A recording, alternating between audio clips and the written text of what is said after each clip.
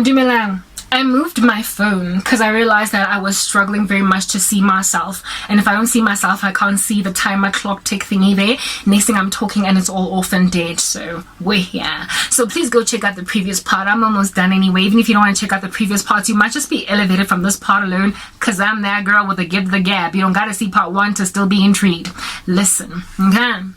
I was speaking about how it is that some dude that mocked the sister dissed me, okay, for saying on like Facebook that we are in dire need of Jesus, and that our country is in a bit of a bunch and not in a circumstance due to our unbelief and our rebellion, okay? We're like the Hebrews in the wilderness. And the dude was like, I thought you were going to talk about voting. Instead, you told me to go and read a novel. I was like, did you just call the Bible a novel?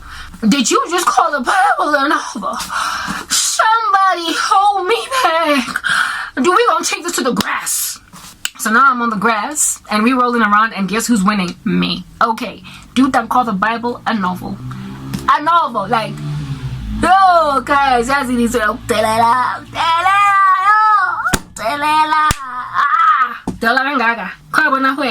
only in South Africa.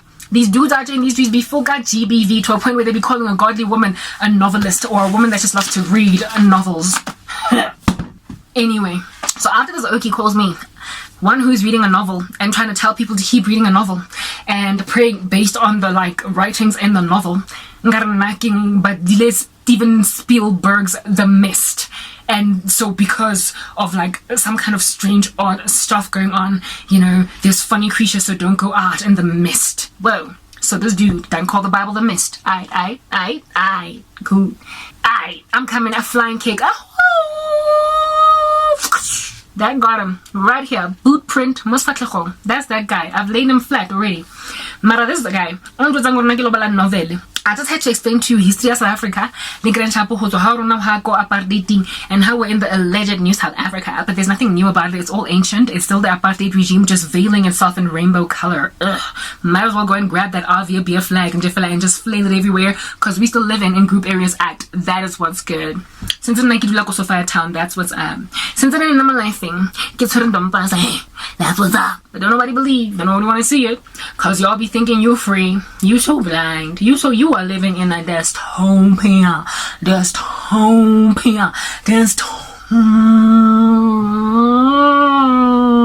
It's so bad you can't even bring your words out. And yet, you think you be good, you've arrived, you be peaches, and you are stellar. And I'm like, a dystopia. And then somebody tells me I'm reading a novel. Okay.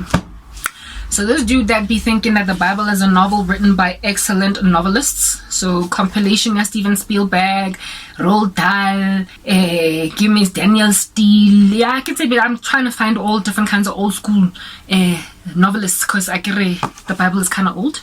This dude be thinking this is a compilation of like a whole bunch of novelists. Jeremiah was a novelist. The conscious dude, like, yeah, Paul Popper, like novelist. Yeah, don't tell me about epistles. It's a novel. Yo, okay. So this dude be calling my Bible a novel, and I'm like, on Facebook by an ignoramus. The fool says in his heart there is no God.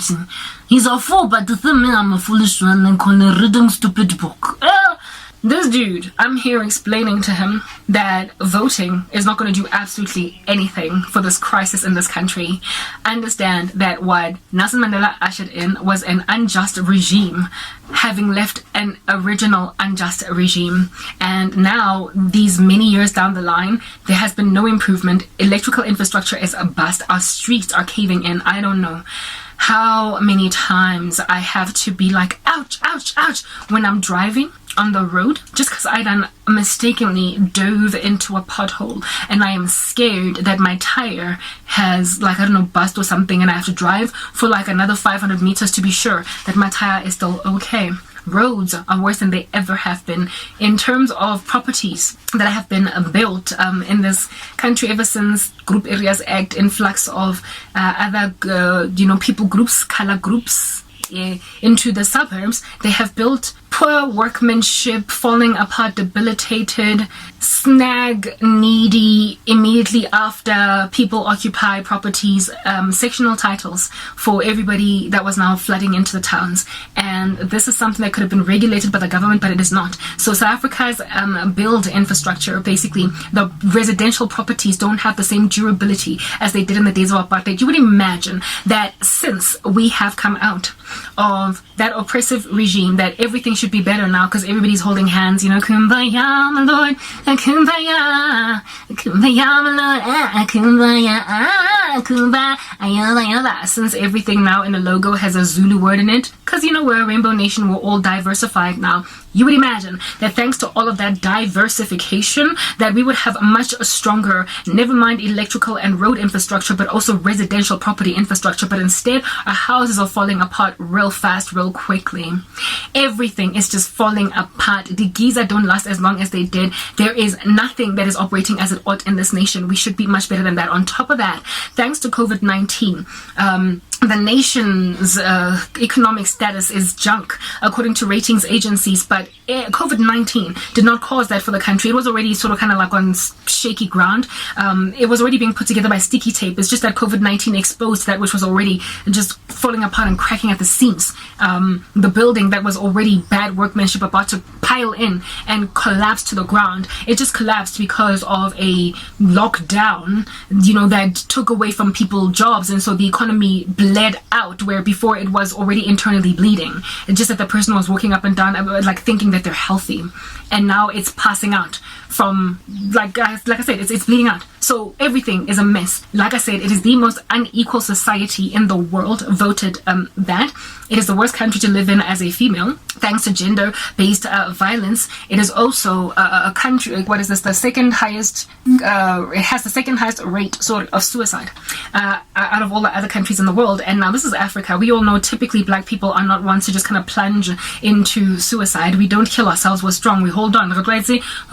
Systematic oppression has made sure that we stay alive no matter what happens, but like we're dropping dead. It's a country in Africa that has got the second highest suicide rate in the world. It signed itself over to the devil. There is something ominous in this country. On top of that, ancestral worship is like through the roof. All different kinds of funny little spiritualities. The country started out Christian. Well, it ain't anymore. That is the nation that I live in, and some random okie went and called what I recommend is the place to go to find our solution a novel. Just went and called it a flat-out novel.